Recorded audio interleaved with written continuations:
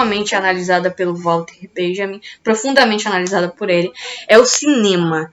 O cinema, pro Walter Benjamin, ele aniquila a aura. Professora, que forte. Forte mesmo, porque o cinema ele acaba com a aura de todas as maneiras. Por quê? Porque é uma construção artística da personality, né, do personagem fora do estúdio. As pessoas endeusam o personagem. Essa é a Angelina Jolie, endeusada por muitos, ok?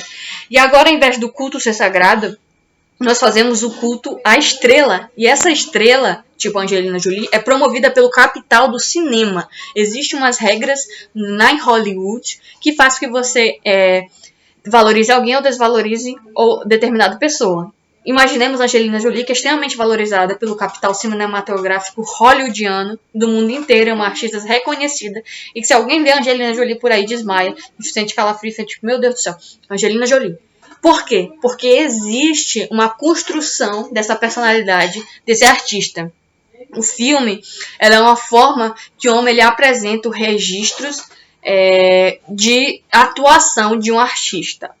Só que esses registros eles tinham tudo para ser únicos. Só que não são, porque passa pelo crivo do cara que vai produzir o filme, do cara que vai fazer o roteiro, do cara que dirige, do cara da fotografia, do cara da imagem, do cara que corta, que edita, que coloca iluminação, que coloca som. Então o filme passa por muitas mãos. Então não tem aura. A atuação é uma espécie de produção artística com aura. Você atuar. Só que a atuação dentro do cinema não é porque é feita para agradar o público, para que o público ele obtenha, ele queira comprar essa obra de arte. Então, para isso, você tem que retocar e mudar, suavizar as coisas nas obras de arte. Por exemplo, quando Tony... Vou dar um super spoiler, me perdoem por isso. Quando Tony Stark morre em guerra, em Ultimato, Gente, qual é o nome do filme? Em Vingadores... Ok, tô brincando. Em Vingadores Ultimato. Quando ele morre nesse filme, nos quadrinhos tá pra ele ficar muito destruído, porque ele estala a manopla com as joias do infinito. Só que quando ele estala a manopla com as joias do infinito, falando I'm Iron Man, ele estala a manopla e o corpo dele, né, não aguenta porque é um poder sobre-humano. E aí quando ele morre, o Tony Stark, ele tem um corpo assim bastante depredado, só que nos quadrinhos é pra ficar bem mais feio. Só que a autora, a direção falou assim, não, a gente não pode mostrar isso no cinema porque crianças vão ver, tem a faixa etária, tem tudo isso, então você diminui o peso do final da morte dele e passa uma maquiagem mais suave, não coloca sangue, e o Tony Stark morre de uma maneira mais suave. Então era para ser bem pior, mas você passa pelas mãos de diversos produtores que sabem o que vende e o que não vende no cinema, e aí você muda essa questão. Esse é um exemplo. Vamos entender, então, qual é o tipo de atuação que é aurático. O tipo de atuação que é aurático é o teatro. Por que o teatro? Porque o teatro é o aqui e o agora, ok? Vocês já foram ao teatro? Já viram alguma peça teatral? Eu fui uma vez somente ao teatro, vi uma peça teatral incrível. Aconselho muito vocês a irem ao teatro. Uma vez não, fui uma vez em Marabá, mas fui outras vezes em outros lugares.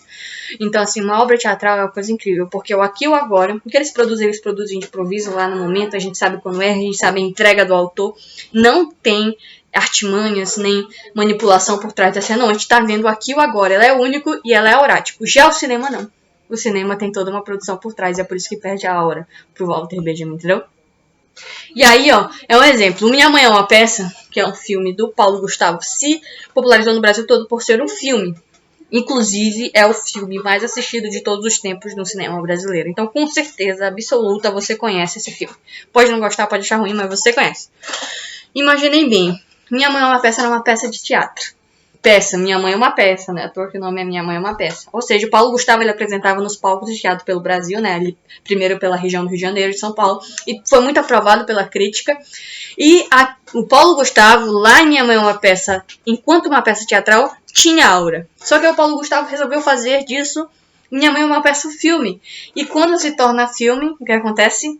A obra de arte, ela perde o caráter.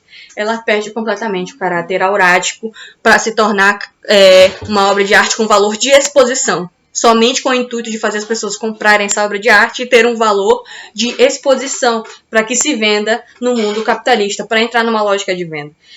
Então, essa daqui é A Minha Mãe é uma Peça, o filme, visto por, não sei, 30 milhões de brasileiros. Muita gente viu esse filme, não sei, passou números, assim, extraordinários. E é uma obra de arte campeã de audiência.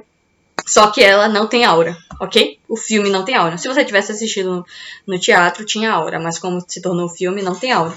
Isso elucida muito bem. Por quê? Porque a obra de arte, ela é uma cópia, ela é uma ideia, ok? Lá no teatro ela é uma ideia que ela tem caráter aurático, porque ela é eterna, ela é perfeita, ela é única. Então ela é o que chega mais perto do mundo ali inteligível das ideias. Já no cinema, como tem muito retoque e muita produção, e tem um caráter exclusivo de venda, ela já perde essa ideia, ela se torna uma obra de arte de caráter o quê? De caráter material, que só quer vender, ok? Você só quer vender, reproduzir e vender. Ou seja, essa daqui é a cópia do mundo das ideias, ok? Essa daqui é a cópia perfeita, a peça do Paulo Gustavo, Minha Mãe é uma Peça. E o cinema é a cópia da cópia. Entenderam o que é a cópia da cópia? O cinema é a cópia do Minha Mãe é uma Peça, que já é uma cópia da ideia que tem de teatro no mundo das ideias. Então, essa é a cópia e essa é a cópia da cópia. Qual tem áurea? O que tem áurea é esse daqui, que é o teatro. O que não tem áurea é a cópia da cópia, não tem áurea. Outro exemplo para ficar melhor. Aí nós temos aqui a afirmação do Walter Benjamin.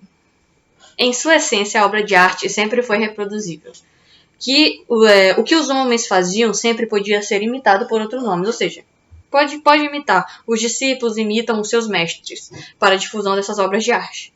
E aí vai passando de uns para os outros, só que na reprodução técnica, no momento da reprodutibilidade técnica da obra de arte, ela é um processo novo, que vem desenvolvendo a história intermitentemente, através de saltos separados por longos intervalos, mas com intensidade crescente. Essa é uma das frases do Walter Benjamin, que ele entende sobre o mundo atual na questão aurática.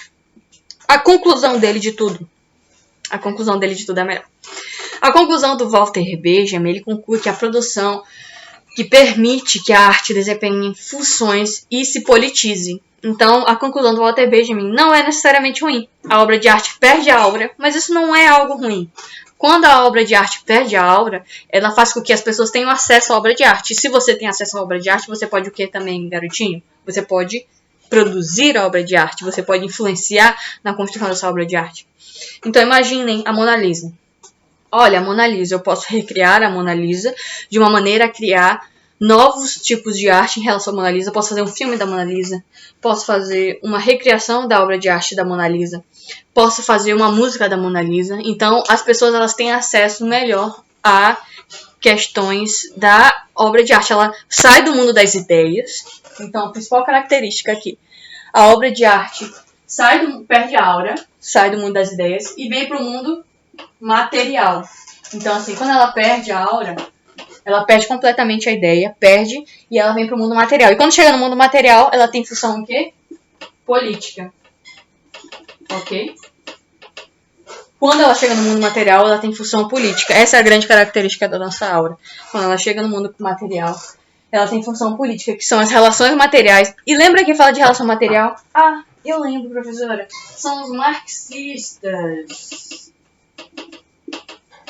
Então, os marxistas que falam em materialismo, os materialismos estão aqui, no mundo material. O marxista ele acredita muito no mundo material, então o Walter Benjamin vai falar que isso é importante, porque agora as pessoas a classe trabalhadora pode interferir na produção da obra de arte, pode produzir um tipo de arte revolucionária e autêntica.